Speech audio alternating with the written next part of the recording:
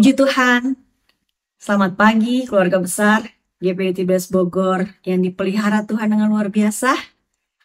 Kita kembali akan merenungkan firman Tuhan dan kita akan mulai dengan berdoa terlebih dahulu.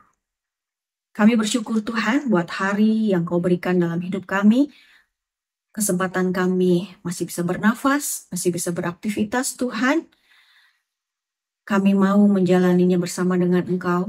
Dan pimpinan-Mu tentunya Tuhan, kami perlu firman-Mu itu yang akan menerangi kami dalam perjalanan hidup kami selama kami di dunia. Tuhan, Engkau yang menerangi mata hati kami, mata rohani kami Tuhan, supaya kami mengerti firman-Mu.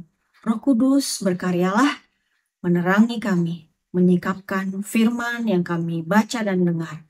Terima kasih Tuhan, mari berfirmanlah di dalam nama Yesus. Haleluya, amin.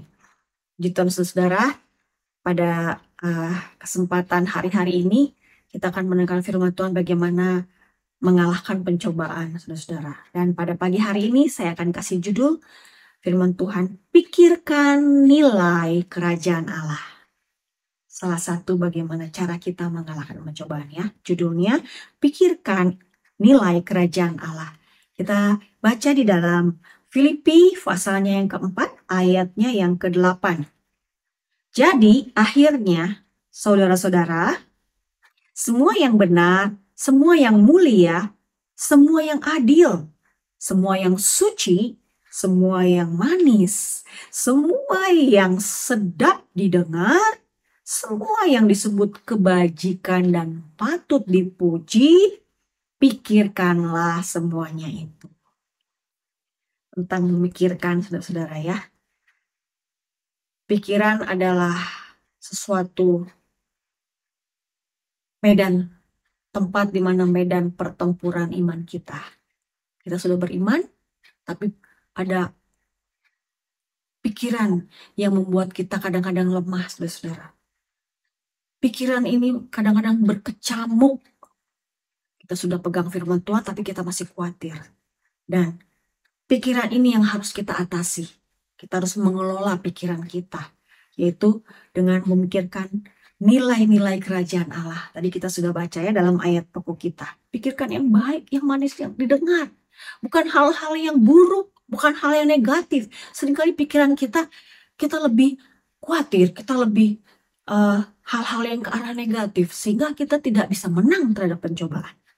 Tapi firman Tuhan hari ini mengingatkan kita bagaimana kita bisa menang terhadap pencobaan. Ya, ada 4 hal yang akan saya bagikan kepada saudara sekalian, yaitu yang pertama, supaya kita menang ya, untuk mengalahkan pencobaan. Yang pertama, pikiran yang sesuai dengan sudut pandang firman Tuhan. Saudara, apakah kita baca firman Tuhan setiap hari? Apakah kita dengar renungan setiap hari? Apakah kita membaca firman Tuhan setiap hari? Itu yang akan menentukan pikiran kita bisa nggak dari sudut pandang firman Tuhan. Ketika kita punya pikiran sesuai dengan sudut pandang firman Tuhan yang kita baca, kita dengar setiap hari, kita akan diberikan kekuatan sehingga kita dapat mengalahkan pencobaan yang kita hadapi. Saudara ingat, pencobaan itu bukan dari Allah, tapi diizinkan Allah karena keinginan kita sendiri, ya. Keinginan kita yang salah membuat kita menderita dengan perbuatan kita sendiri. Bahkan ada tunggangan dari setan, dari kuasa kegelapan yang ingin menjatuhkan kita, saudara-saudara. Sehingga kita kalah. Sebab itu pikiran ini sangat berperan untuk kita menang, saudara-saudara. Kita harus memiliki pikiran sesuai dengan firman Tuhan, sudut pandang firman Tuhan. Oleh sebab itu dalam Kolose 3 ayat 1-3 mengatakan bahwa pikiran kita harus sesuai dengan pikiran yang di atas, bukan yang di bawah. Bukan hal-hal yang dalam dunia.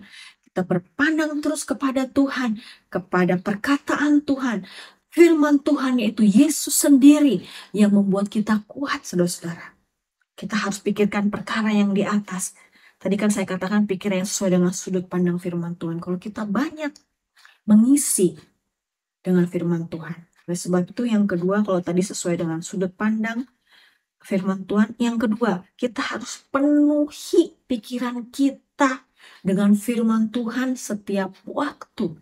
Sehingga ketika ada pikiran negatif masuk, itu akan kalah. Tapi kalau kita lebih sering membaca hal-hal yang tidak menunjang kerohanian kita ya boleh kita nonton film-film yang luar yang bersifat untuk pengetahuan kita, boleh saudara. Tapi kalau itu lebih banyak dibanding firman Tuhan, saudara, maka firman Tuhan itu akan sedikit sekali mempengaruhi kita. Tapi kita harus mengatur itu pikiran kita dengan hal-hal yang apa yang kita izinkan masuk dalam pikiran kita, apa yang kita lihat saudara setiap hari, itu mempengaruhi iman kita dalam menghadapi pencobaan, saudara. Itu yang kedua, kita harus terus dipenuhi dengan firman Tuhan. Yang ketiga, jagalah hati kita baik-baik. Ketika kita sudah penuh dengan firman Tuhan, hati kita diisi dengan firman Tuhan, kita harus jaga, saudara. Sehingga apa? Apa yang kita simpan dalam hati itu kan terpancar. Dalam Amsal 4 ayat 23, jagalah hatimu dengan segala kewaspadaan, karena dari situlah terpancar kehidupan. Kalau dalam bahasa Indonesia sehari-hari, Alkitab bahasa sehari-hari, saudara, mengatakan bahwa jagalah hatimu baik-baik, karena hatimu menentukan jalan hidupmu. Jadi ketika hati kita jaga dengan baik, kita akan berhasil mengatasi pencobaan-pencobaannya. Hati kita bersih, hati kita tulus. Itu yang menguatkan kita. Kalau hati kita tidak tulus, kita penuh dengan kekhawatiran, saudara. Kita tidak bisa mengalahkan pencobaan. Bahkan ketika iblis meracuni pikiran kita, hati kita kuat, maka kita dapat mengalahkan pencobaan. Itu yang ketiga. Yang keempat, carilah komunitas yang bisa saling mengingatkan dan mendoakan. Kalau kita buka, saudara-saudara, dalam Pengkhotbah 4, ayatnya yang ke-9 mengatakan, Pengkhotbah 4 ayat 9, berdua lebih baik daripada seorang diri, karena mereka menerima upah yang baik dalam jerih payah mereka. Ayat 10 dilanjutkan, karena kalau mereka jatuh, yang seorang mengangkat temannya, tetapi wahai orang yang jatuh yang tidak mempunyai orang lain untuk mengangkatnya.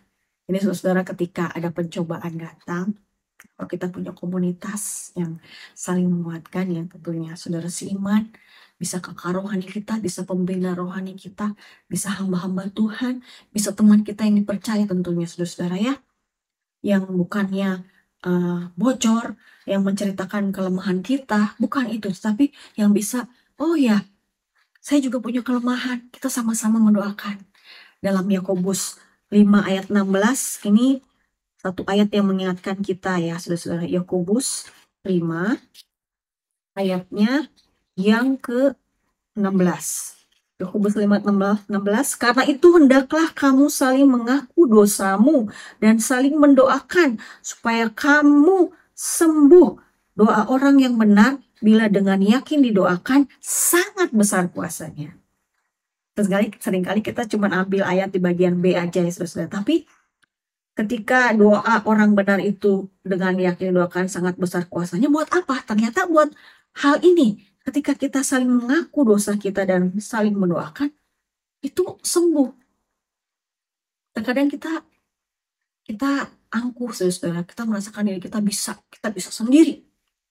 Kita tidak perlu orang lain.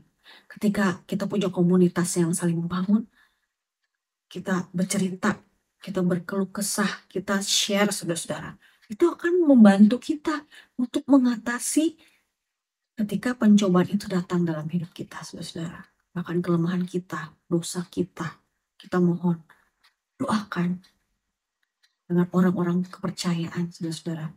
Dan kita akan menang saudara-saudara. Karena kita dipenuhi dengan pikiran-pikiran yang sesuai dengan nilai-nilai kerajaan Allah. Saling menopang satu dan lain. Puji Tuhan saudara-saudara. Itu yang dapat saya bagikan. Biar itu semua mengingatkan kita semua untuk tetap memikirkan hal-hal yang baik sesuai dengan firman Tuhan. Mari kita berdoa. Terima kasih Tuhan buat firman-Mu. Teruslah Engkau, Roh Kudus, berkarya dalam hidup kami, menghidupkan firman yang sudah kami baca dan dengar Tuhan, supaya kami boleh bertumbuh dari hari ke hari Tuhan, dengan pikiran-pikiran yang sesuai dengan kebenaran firman-Mu, sehingga kami dapat menang, mengalahkan cobaan-cobaan yang seringkali ada dalam pikiran kami. Pikiran ini adalah medan pertempuran, biar kami menang Tuhan, dan Roh-Mu yang menguasai kehidupan kami. Kami terus setiap hari berjalan sesuai dengan tuntunan firman dan Roh Kudus. Terima kasih pimpin kami hari ini, jadikan kami berkemenangan, jadikan kami berkat. Di dalam nama Yesus kami sudah berdoa. Haleluya. Amin. Selamat beraktivitas. Tuhan Yesus memberkati kita semua.